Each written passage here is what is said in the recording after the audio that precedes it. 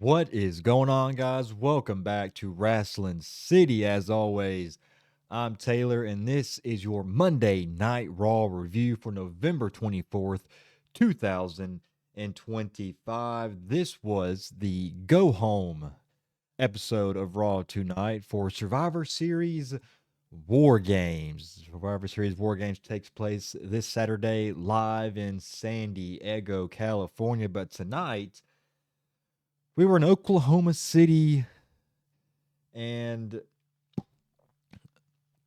tonight's show was okay. Um, I mean, a lot really happened. Kind of. Um,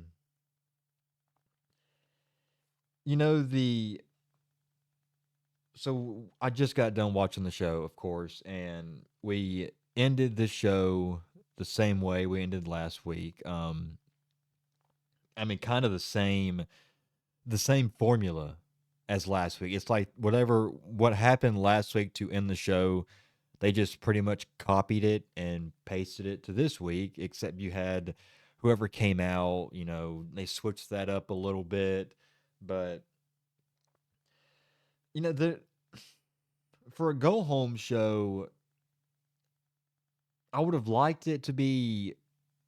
I just wish there was a little bit more, but I get that, they waited so long to get these teams put together. I mean, this is the second week where we've figured out, or we actually know who the 10 competitors in each of the War Games matches are going to be. So they didn't really have a whole lot of time to build up hype.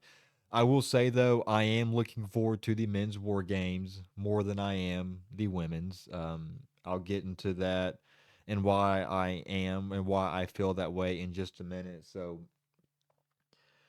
um, I guess I'll just get into the show.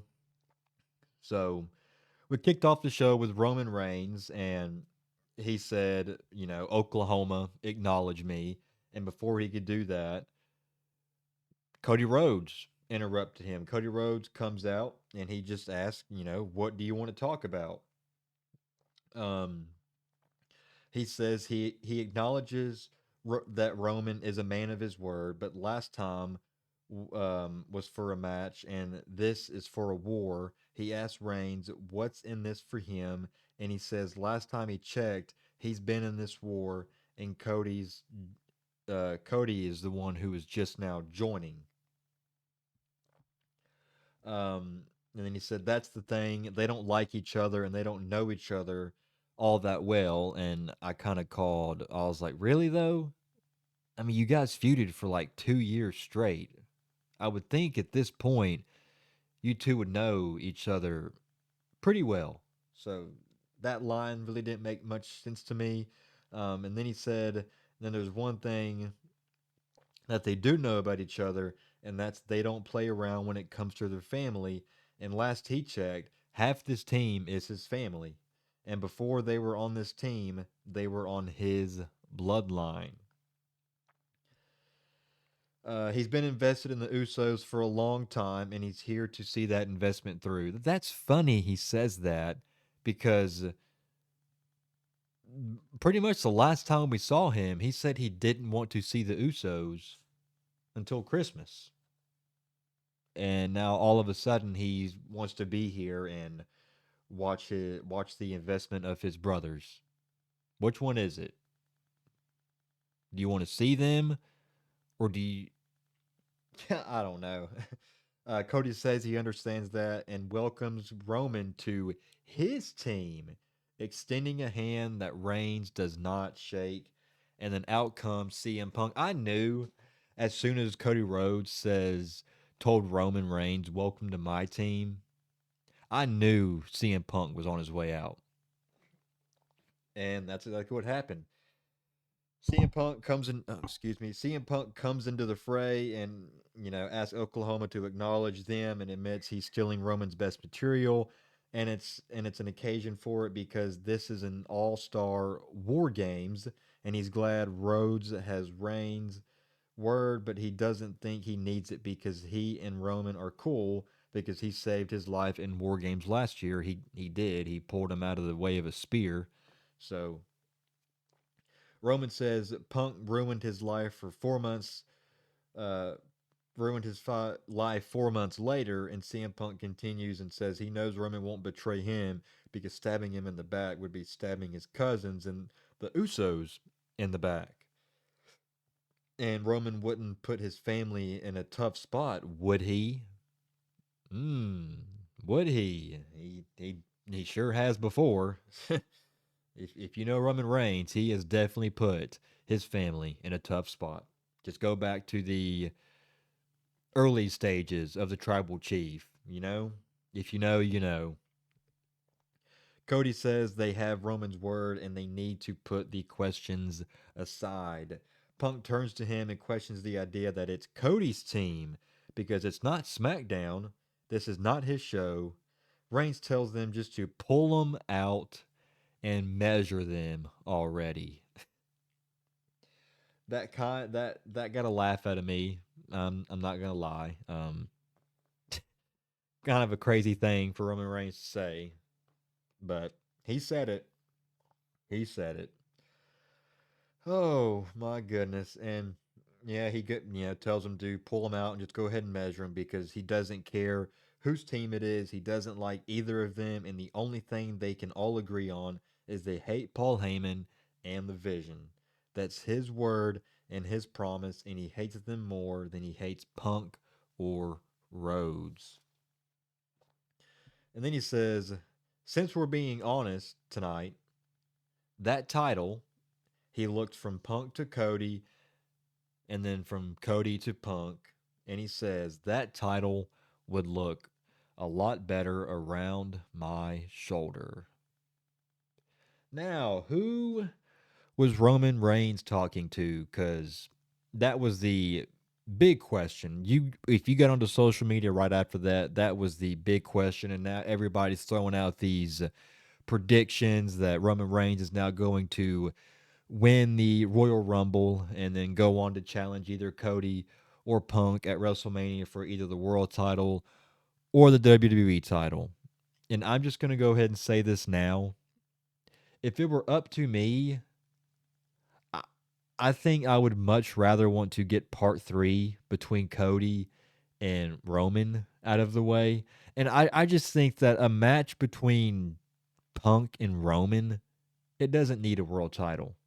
I think they have enough story in itself between those two because I mean I get that the world title was created because Roman Reigns had both the Universal and WWE title on lockdown and he started not to show up as much anymore, so they had to create this world title that Punk now holds.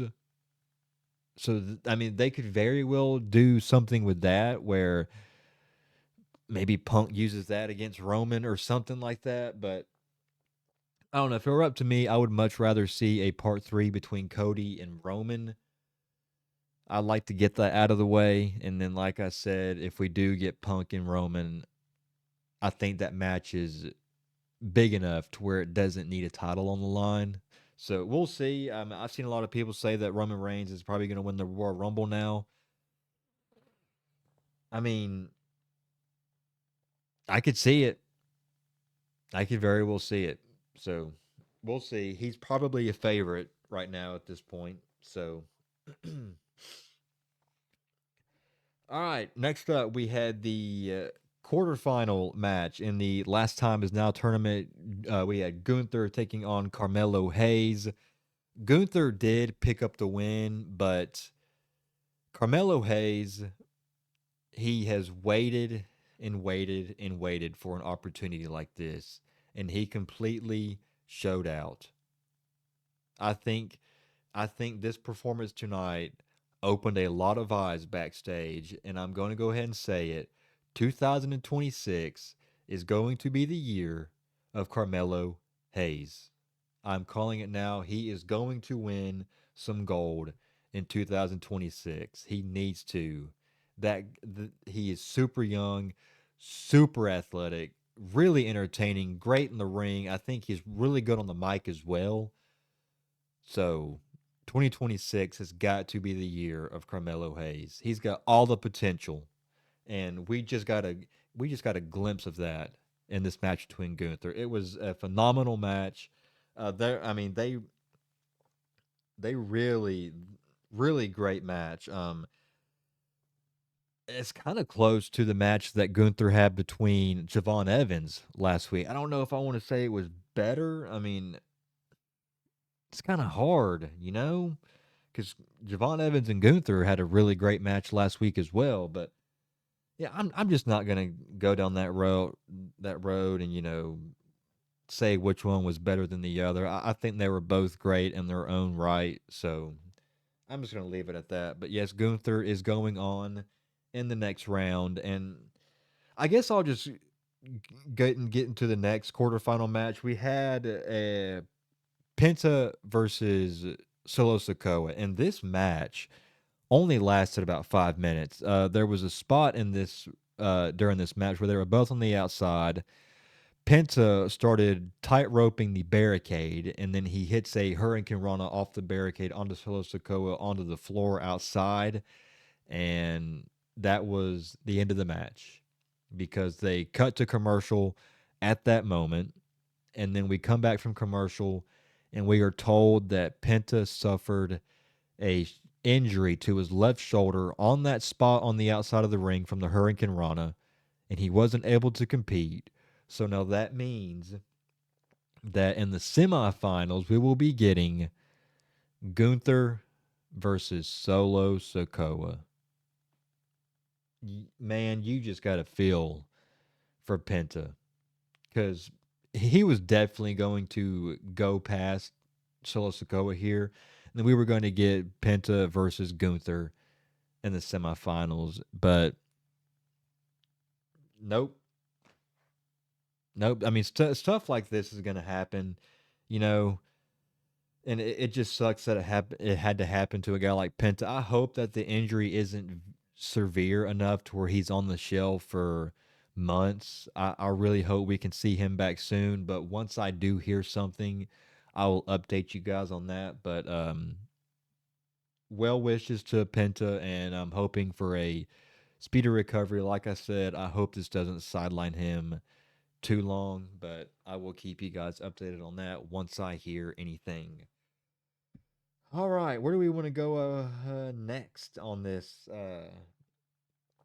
Raw review? There was a match between JD McDonough and Rey Mysterio. It was a fine match.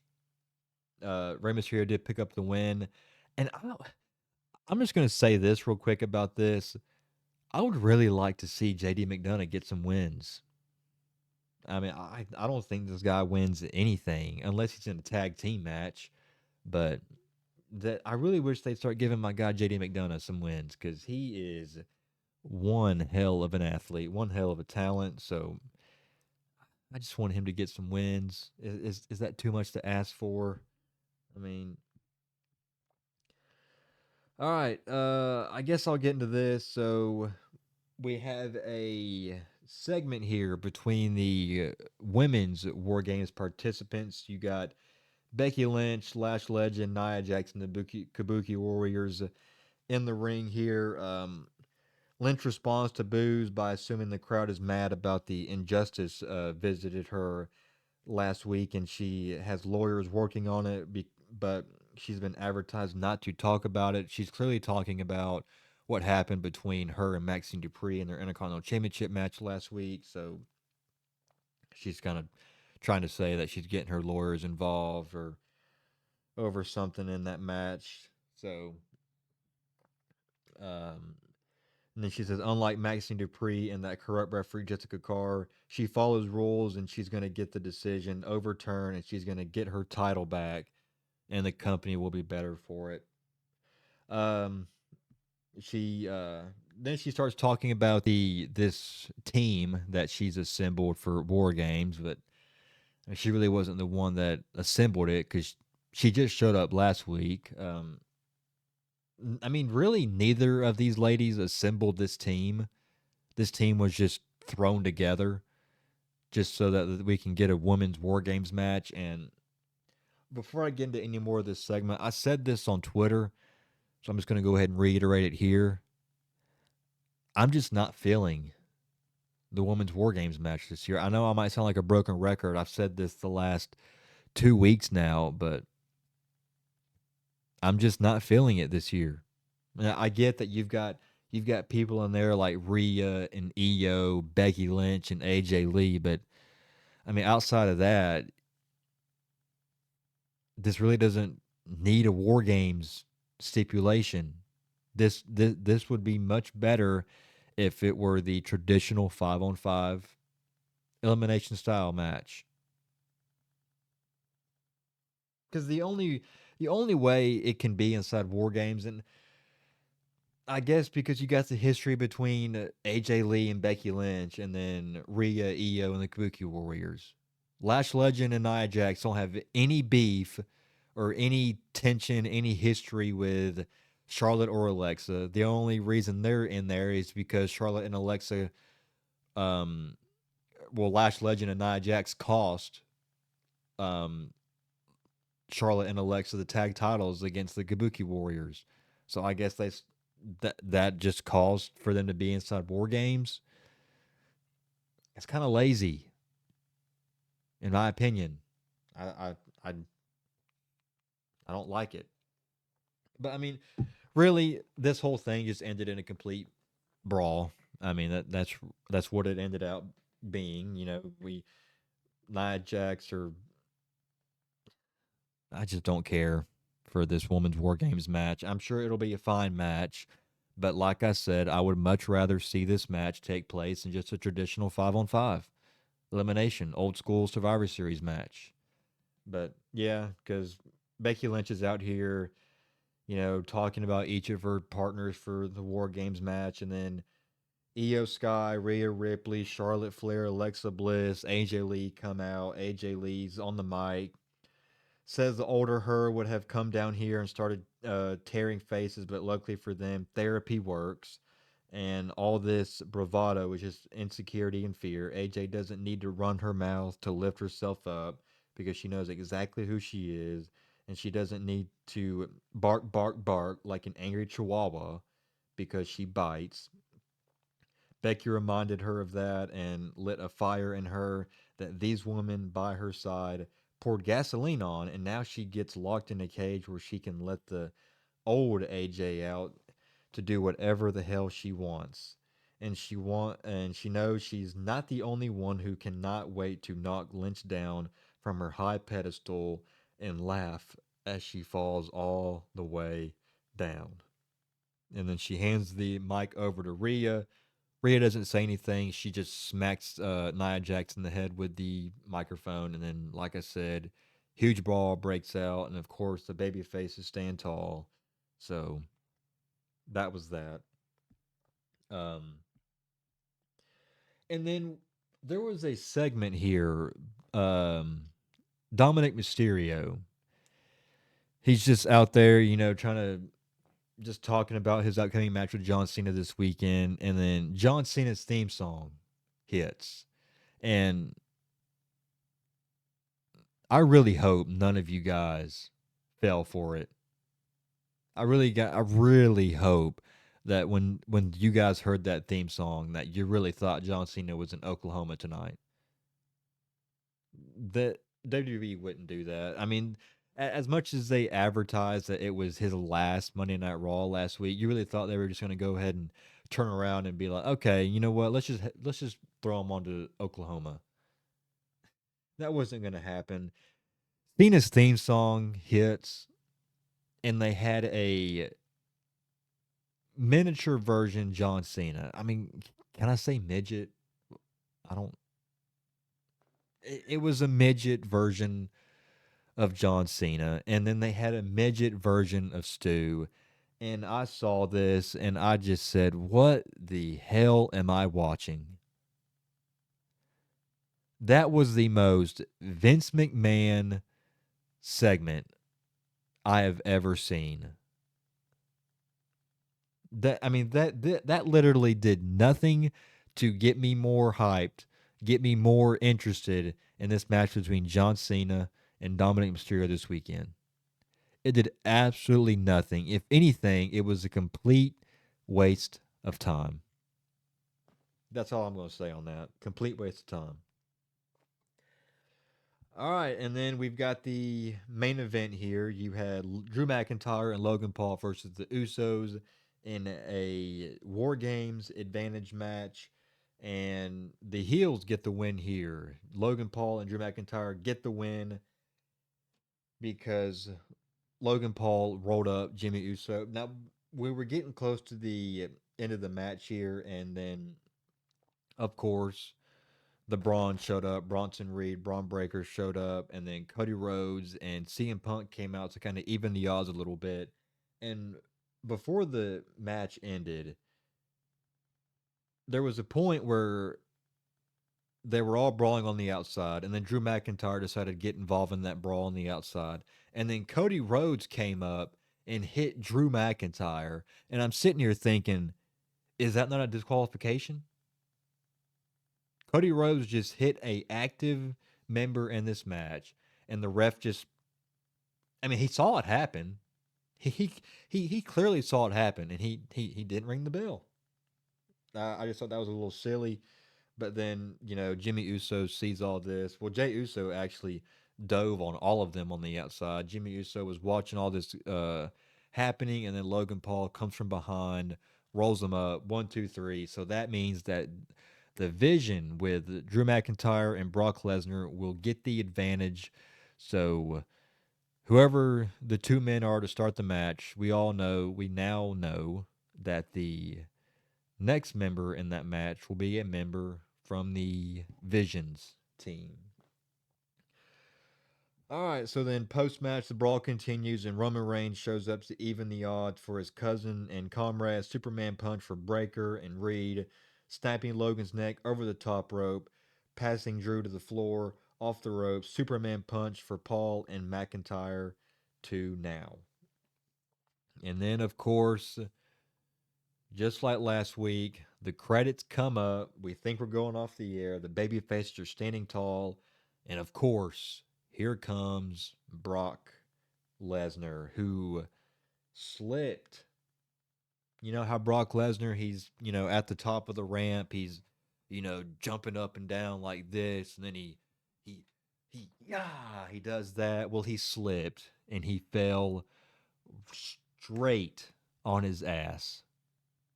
Last week he had some awkward moment with his hat where he like took his hat off and then like he set it down and I don't know what he was doing with his hat. And then this week he slips and falls on his ass. So not a very good 2 weeks for Brock Lesnar's entrance, but then they all they're all in the aisleway. They get up on the apron, they enter the ring, and then a huge brawl breaks out. We see the brawl for like 10 seconds, and then the show goes off the air. And that is Monday Night Raw. That is the go home show for Survivor Series War Games 2025. Like I said, it was an okay show. Not the best. I think what we got the last 2 weeks were a little bit better than this. I mean, of course, the last 2 weeks we had John Cena on the show, and the crowd for the most part tonight was kind of dead. It kind of made the show kind of boring to watch at times. And the wrestling, I mean, outside of Gunther and Carmelo Hayes, and then I guess the Rey Mysterio and JD McDonough match, the wrestling tonight was a little sloppy. We had a few botches in the main event, and yeah, and then we also had the injury with Penta tonight. So I mean, not a really good night for the wrestling side of things, but they did what they could to, you know, build up a little bit more hype for Survivor Series War Games. I'm looking forward to the show regardless. I'll have my predictions up on Wednesday, so if you haven't yet, hit that subscribe button. And then when you hit that subscribe button, turn on the bell for notifications so you do get notified when those predictions do come up. Like I said, I will have those up on Wednesday,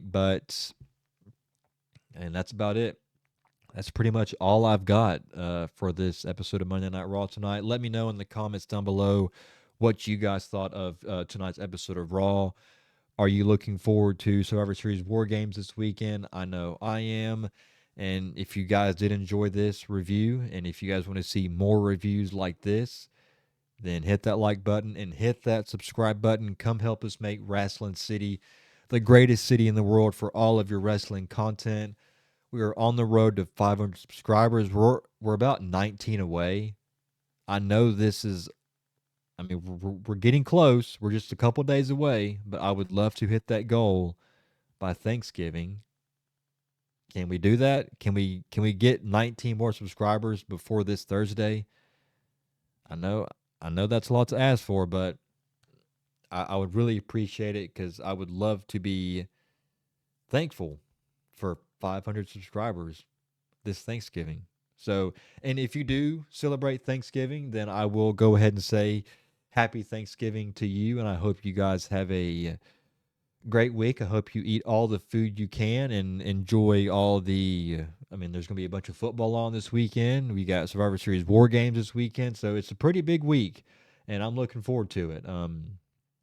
So, yeah, that's about it. I will see you guys next time for my Survivor Series War Games predictions. And then I will be going live as well for Survivor Series War Games for a watch along. But that's about it. I'll see you guys in the next one. Until then, take care. God bless. Peace.